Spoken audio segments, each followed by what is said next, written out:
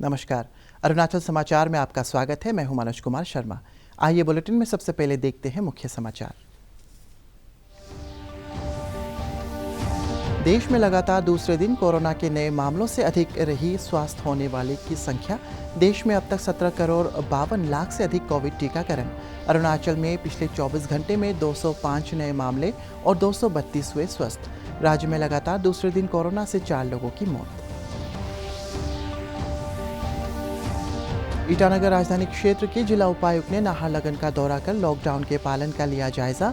निर्वाचित नेताओं से लॉकडाउन को ऑनलाइन सुविधाएं प्राप्त करने के बारे में जागरूक करने का किया आग्रह। ईस्ट सियांग के पुलिस अधीक्षक ने लोगों से कंटेनमेंट प्रतिबंधों का पालन करने की अपील। आज दुनिया भर में मनाया जा रहा है अंतर्राष्ट्रीय नर्स दिवस। प्रधानमंत्री नरेंद्र मोदी और अरुणाचल के मुख्यमंत्री पेमा खांडू सहित कई वरिष्ठ नेताओं ने कोविड महामारी के मुकाबले में महत्वपूर्ण योगदान के लिए नर्सों के प्रति जताया आभार।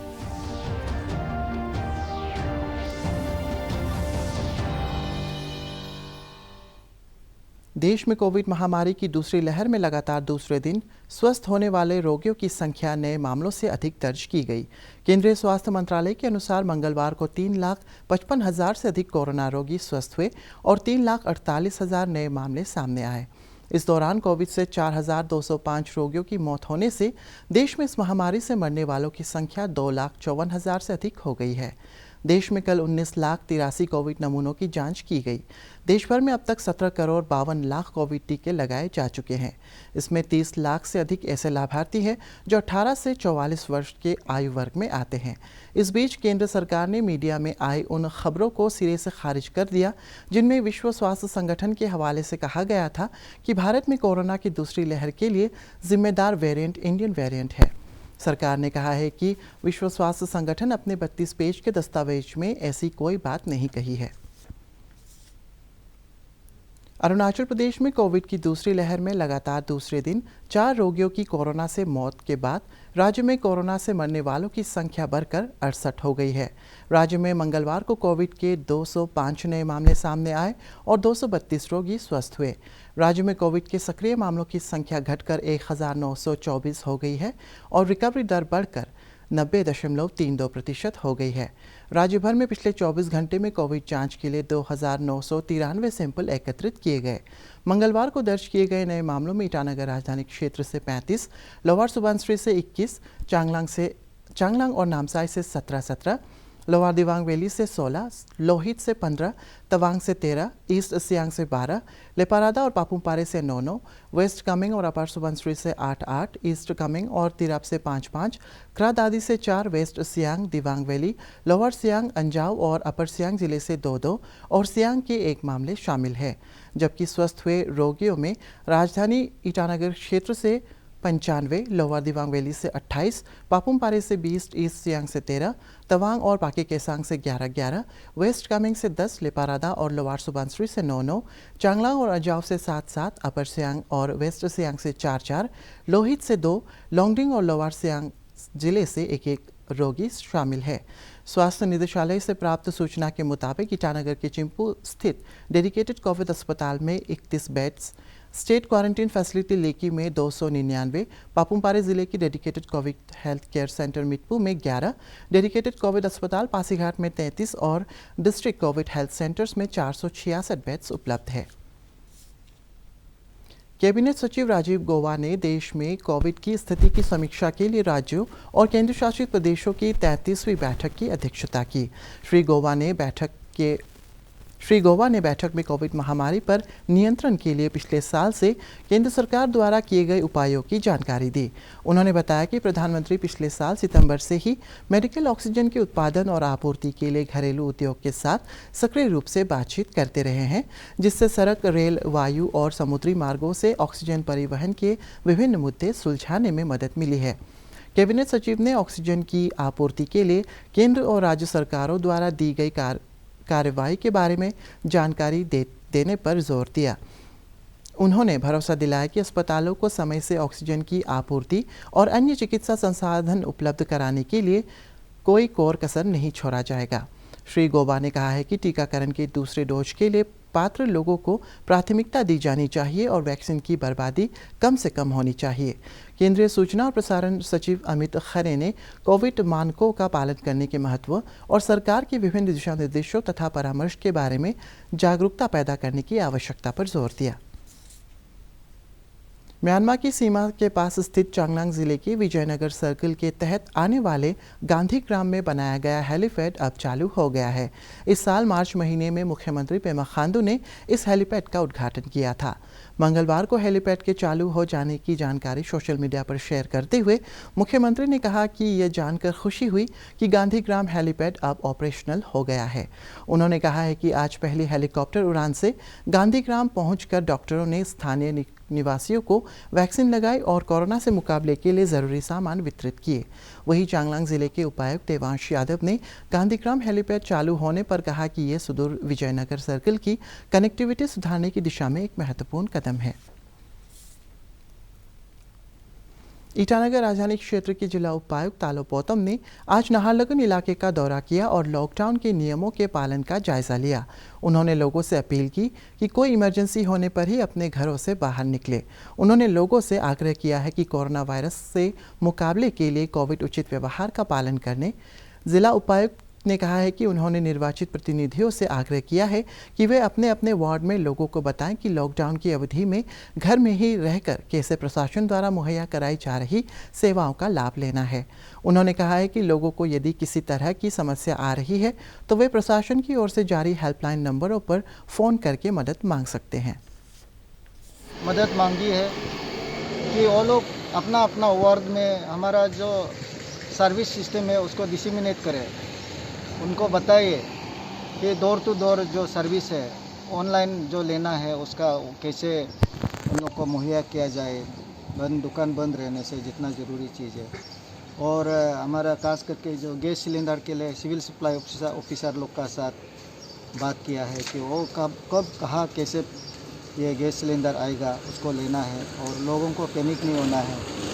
तो आज का दिन में ऐसे तो कोई समस्या दिखाई नहीं दे रहा है। एक ही आदमी को आज दिखाई दिया, मेरा अभी जहाँ से आया है।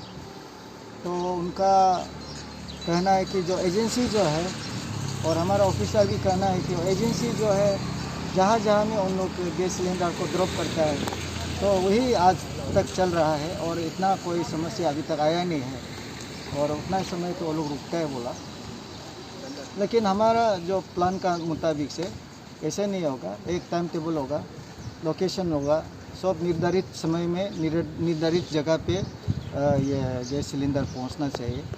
चैनल का माध्यम से जो भी देख रहा है, आप हमारा पुलिस स्टेशन एसपी से लेके ओसी तक आप संपर्क करिए और हमारा administrative officer EAC CO ADC और हमारा सभी का हेल्पलाइन नंबर है उसमें संपर्क करें और इन्हीं इश्यूज़ को आप लोग बिना झिझक के बात कीजिए। हम लोग आप लोगों का सेवा में हैं और आप लोग इस करो।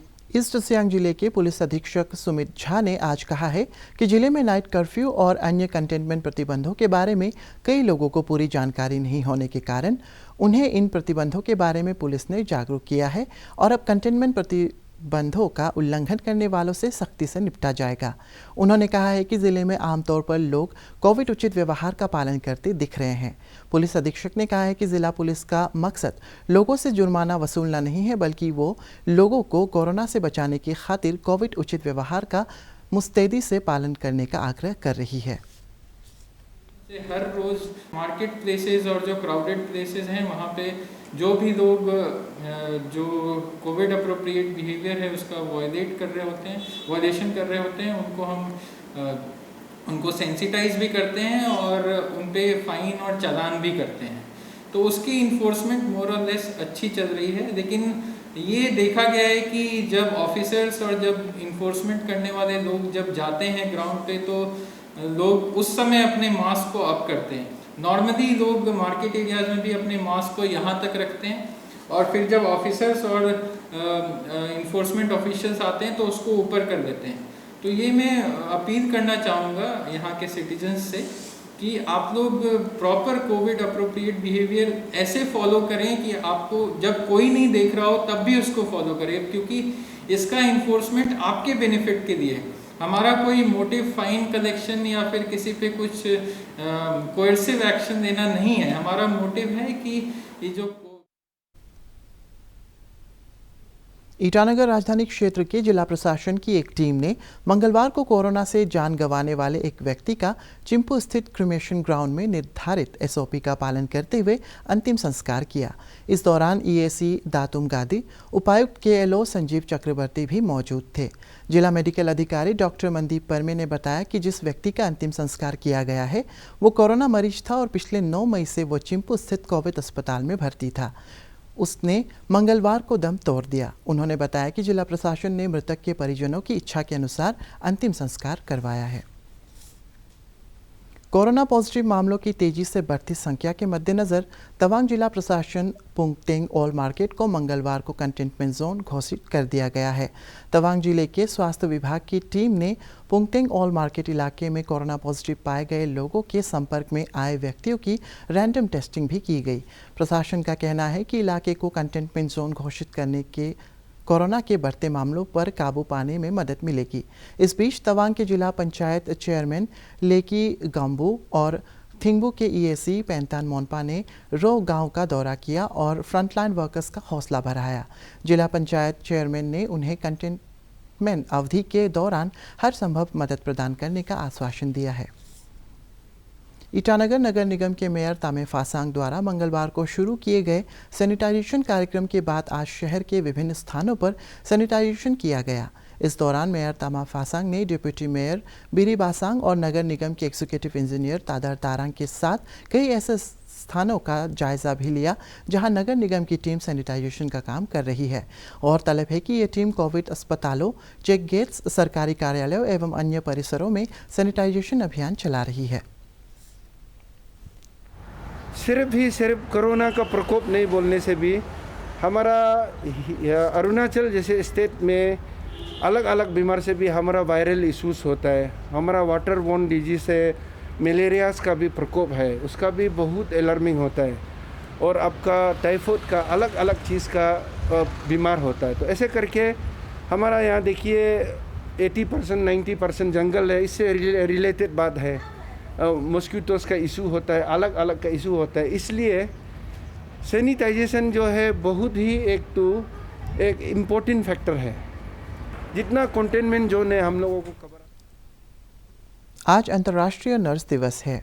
नर्सों के सम्मान के लिए प्रत्येक वर्ष 12 मई को नर्स दिवस मनाया जाता है। ये आधुनिक नर्सिंग की संस्थापक फ्लोरेंस नाइटिंगेल की जयंती भी है। इस वर्ष अंतर्राष्ट्रीय नर्स दिवस का विषय है a voice to lead a vision for future health care.